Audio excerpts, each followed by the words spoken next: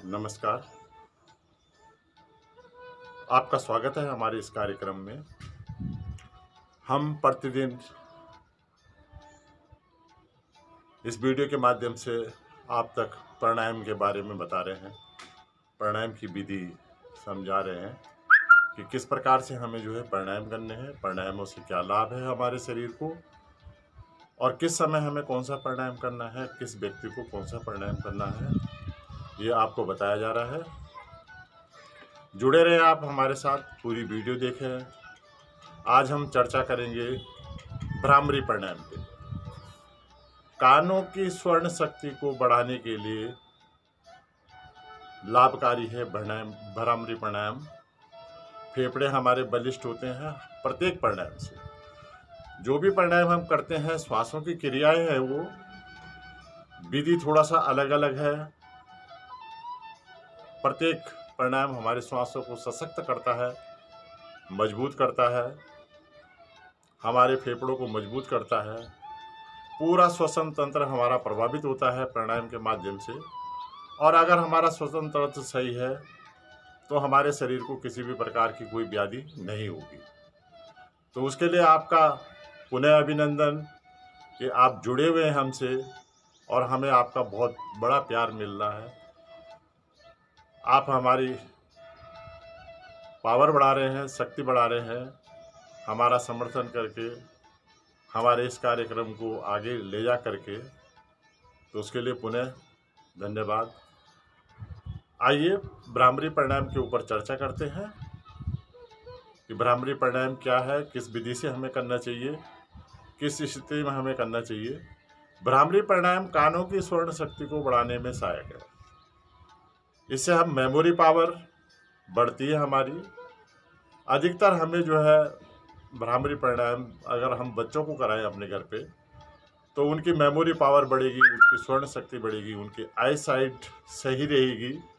आजकल ज़्यादा चिंता आई साइड की है कि आई साइड हमारी किस प्रकार से ख़राब हो रही है। बच्चों को, छोटे छोटे बच्चों को जो है चश्मे लग रहे हैं। तो ये एक विषय है सोचने का, उस पर विचार करने का कि हमें क्या करना है, किस प्रकार से करना है, किस प्रकार से अपने आप को स्वस्थ रखना है। तो योग एक माध्यम है अपने शरीर को स्वस्थ रखने का। एक योग जो है एक माध्यम है। तो भ्रामरी प्राणायाम देखिए, ज्ञान मुद्रा में बैठना है हमें। ज्ञान मुद्रा, दोनों हाथों को, तर्जनी अंगूठों को मिला के दोनों हाथों को घुटने पर रखना है। ज्ञान मुद्रा सिटिंग। दोनों हाथों से, हाथों के अंगूठों से कानों को ईयर टाइट करना है। हाँ, ईयर टाइट करें कानों को। प्रथम 2 उंगली आंख के ऊपर नीचे, देखो पलकों के ऊपर नीचे नहीं, आंख के ऊपर नीचे। अंतिम दोनों उंगलियां मुंह के ऊपर नीचे, कोहनियों को ऊपर रखें। कोहनियां जो है हमारी आसन के समांतर आनी चाहिए, ऊपर रखें, आसन के समांतर हो, थोड़ा सा पीछे को खिंची हुई हो। और नासिका से हमें श्वास को भरना। देखो, नाक को हमें ज़्यादा दबाना नहीं है, श्वास अंदर भरना है। जब पूरा श्वास हमारा अंदर भर जाएगा तो फिर गुंजन करते हुए भ्रामरी प्राणायाम, जिस प्रकार से इसका नाम है भ्रामरी प्राणायाम, भौरे की आवाज करते हुए, गुंजन करते हुए श्वास को खाली करना और अधिक से अधिक समय लेना है हमें से श्वास को खाली करने में। जब हमारा पूरा श्वास खाली हो जाएगा तो पुनः हमें श्वास को अंदर भरना है और फिर उसी प्रकार से समय लेते हुए बाहर करना है। धीरे धीरे हमें अपनी आवृत्तियों को बढ़ाना है। 3 आवृत्ति, 5 आवृत्ति, 7 आवृत्ति, 10 आवृत्ति, इस प्रकार से आवृत्तियों में करना है। जितना अधिक हम अभ्यास करेंगे, जितना अधिक प्राणायाम का अभ्यास हम करेंगे, उतना ही वो प्राणायाम हमारे शरीर को लाभ देगा। तो करें, देखो 3 बार मैं कर रहा हूँ, पहले आप देख लें और फिर उसके बाद जो है आपको करना है उसका अभ्यास। पहले देखें, नासिका से मैंने पूरा श्वास भरा, अब गुंजन करते हुए इस श्वास को मैं बाहर करूंगा। देखें,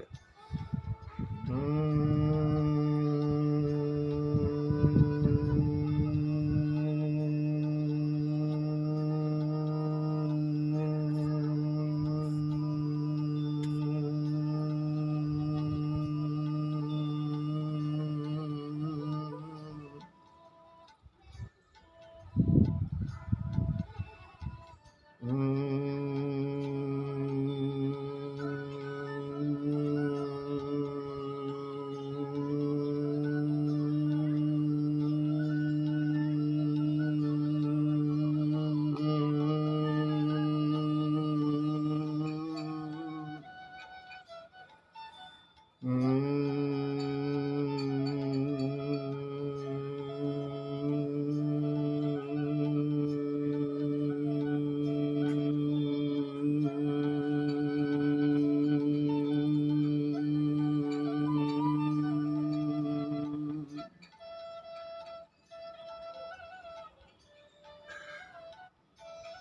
प्रकार से मैंने करा।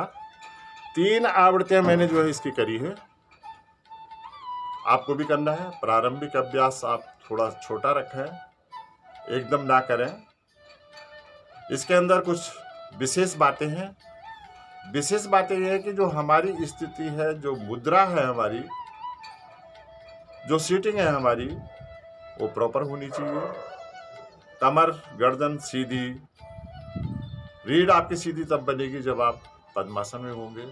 अगर पद्मासन नहीं लग पा रहा है तो सिद्धासन या सुखासन, उसमें हमें सीटिंग करनी है और हमें रीढ़ को अपना सीधा रखना है। पद्मासन में प्रयास नहीं, कुछ नहीं। पद्मासन में अपने आप जो है रीढ़ सीधी हो जाती है और सीधा ही हम बैठते हैं। पद्मासन अगर हमारा लगा हुआ है तो हम कहीं हमारे शरीर में कोई बैंड नहीं होता।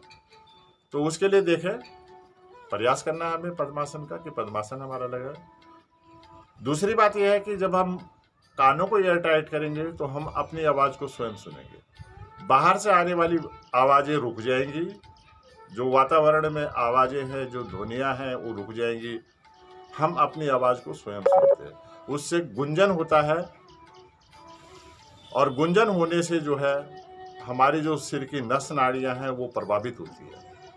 देखो, सबसे बड़ी बात है कि शरीर का व्यायाम हम जब करते हैं, हाथों का व्यायाम, पैरों का व्यायाम, गर्दन का व्यायाम, तो उसकी एक क्रियाएं हैं। लेकिन कहीं नस नाड़ियों का व्यायाम आपने किया? नहीं किया।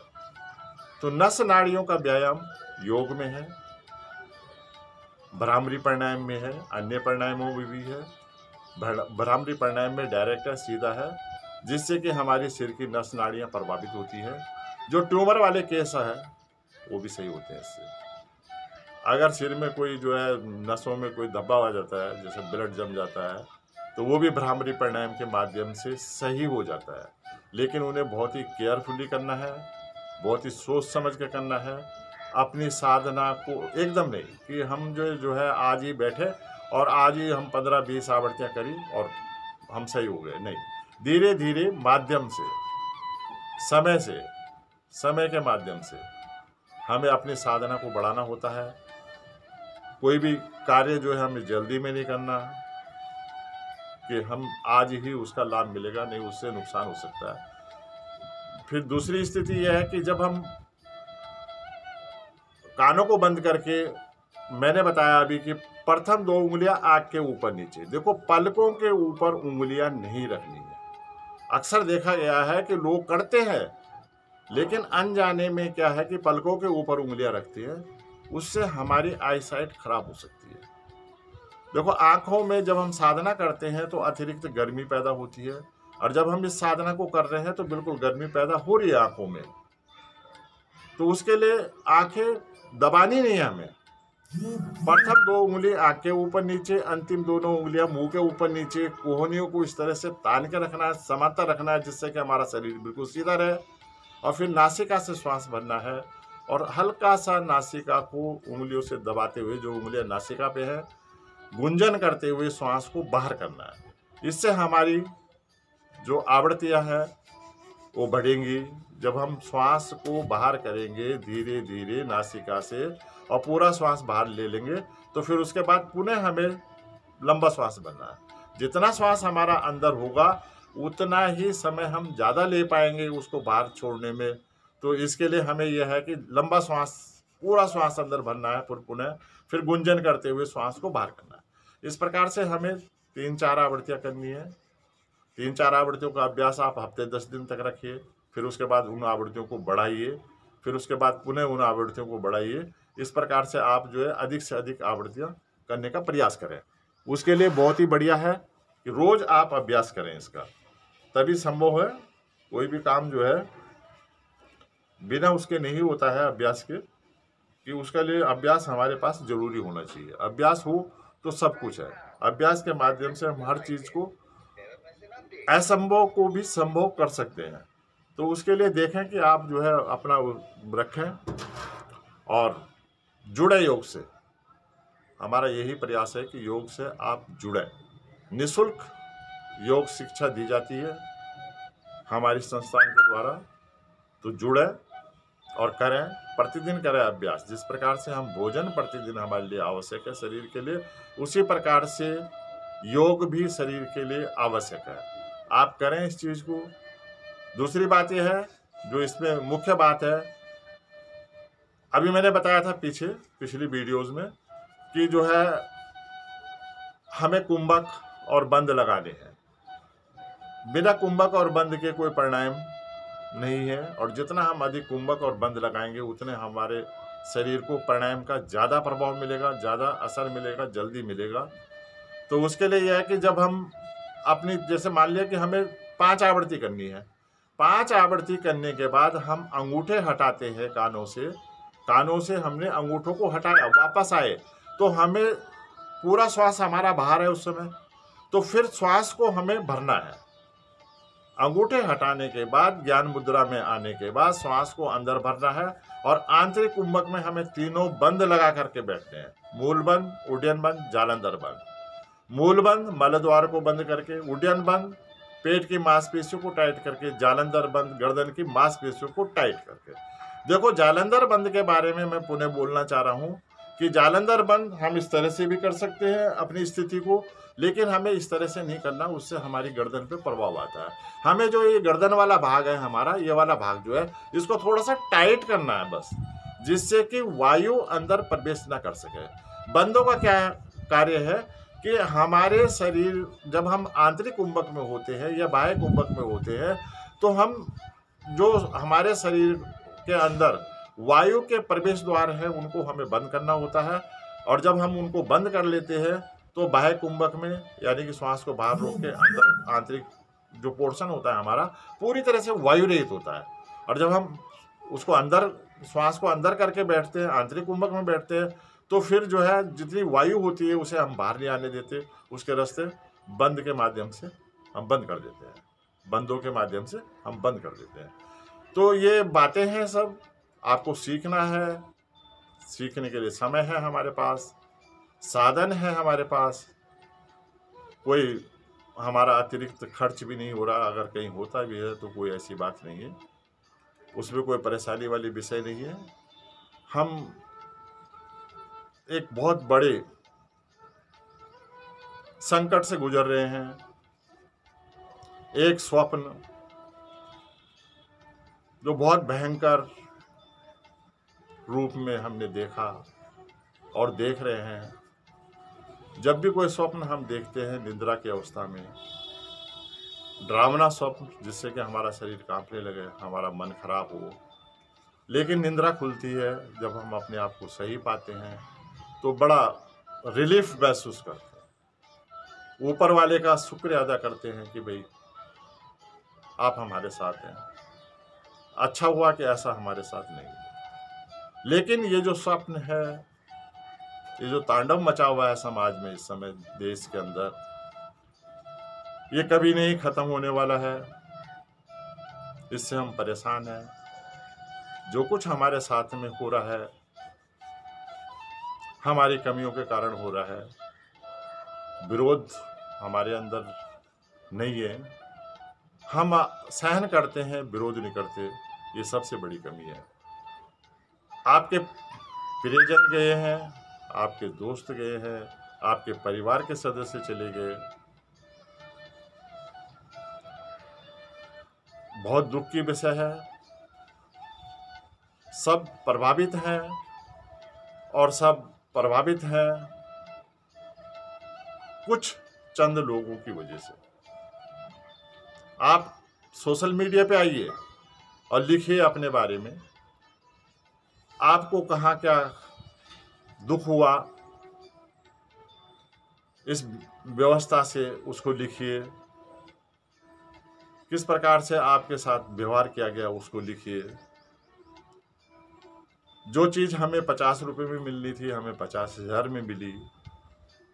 उसके बाद भी हमारी जो प्रियजन है वो नहीं रहे। तो एक बहुत बड़ा ड्रामना सपना था, है, चल रहा है। ऐसा कुछ नहीं है कि हम कुछ नहीं कर सकते। जो कुछ है हमारी वजह से है। अगर हम व्यवस्था को परिवर्तन करेंगे तो व्यवस्था परिवर्तित होगी। सही लिखिए, जो आपके साथ हुआ है वही बात आगे कीजिए। प्रतिदिन योग कीजिए, अपने आप को स्वस्थ रखिए, इन व्यवस्थाओं से दूर रहे, ज़्यादा बढ़िया। मैं आपका पुनः धन्यवाद देता हूँ कि आप हमारे साथ जुड़े हुए हैं,